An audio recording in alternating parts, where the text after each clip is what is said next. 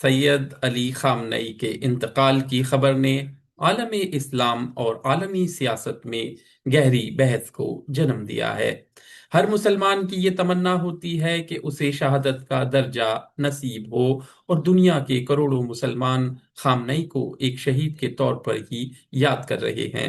کافی عرصے سے یہ خدشات ظاہر کیے جا رہے تھے کہ اسرائیل اور امریکہ کی بڑھتی کشیدگی کسی بڑے تصادم کی شکل اختیار کر سکتی ہے۔ بین الاقوامی سیاست میں ایسے واقعات اچانک رونما نہیں ہوتے، بلکہ ان کے پیچھے معلومات، تیاری اور حالات کا جائزہ شامل ہوتا ہے۔ 28 فروری کو بعض ایسے عوامل سامنے آئے جنہیں اس کشیدگی کے نقطۂ عروج کے طور پر دیکھا جا رہا ہے۔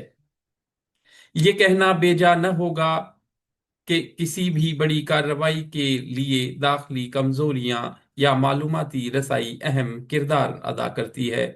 کلہاڑی اس وقت تک درخت کو نہیں کاٹ سکتی جب تک اس میں لکڑی کا دستہ شامل نہ ہو۔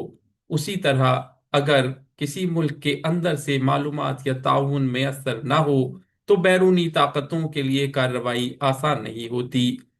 دنیا کے تقریباً ہر ملک کے پاس خفیہ ایجنسیاں موجود ہیں، اور تاریخ گواہ ہے کہ بڑی طاقتیں اپنے مفادات کے لیے مختلف طریقے اختیار کرتی رہی ہیں۔ آیت اللہ علی خامنئی کی شہادت کے بعد عالمی سیاست پر اس کے اثرات کے بارے میں فوری طور پر کوئی حتمی رائے قائم کرنا مشکل ہے۔ تاہم بظاہر یہ اندازہ لگایا جا سکتا ہے کہ آنے والا دور مزید نظریاتی کشمکش اور مذہبی شدت کے مباحث کو جنم دے سکتا ہے۔ ایران میں مذہبی اقتدار کے فوری خاتمے کے آثار نظر نہیں آتے، کیونکہ وہاں کا نظام ایک مضبوط ادارہ جاتی ڈھانچے پر قائم ہے۔ اس جنگ یا کشیدگی نے عوام اور حکمرانوں کے درمیان فاصلے کو مزید نمایاں کیا ہے۔ بعض لوگ اسے داخلی مسائل سے توجہ ہٹانے کی حکمت عملی قرار دیتے ہیں، جبکہ کچھ اسے ایران کی خارجہ پالیسی کے سخت موقف کا نتیجہ سمجھتے ہیں۔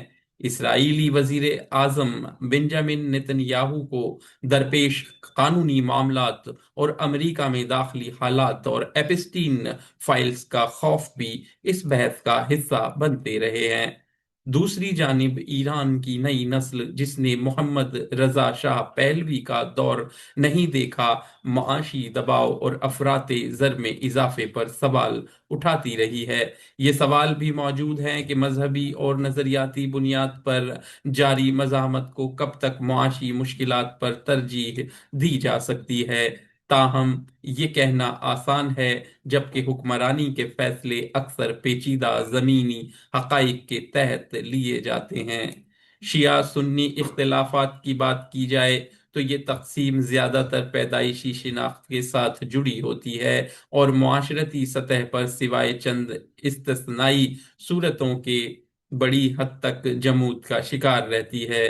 تاریخ بتاتی ہے کہ حکمران طبقہ بعض اوقات ان اختلافات کو اپنے سیاسی مفادات کے لیے استعمال کرتا ہے۔ بلا شبہ حالیہ حالات نے عوام اور حکمرانوں کے درمیان خلیج کو وسیع کیا ہے، اور امریکہ اور اسرائیل کے خلاف جذبات میں شدت پیدا کی ہے۔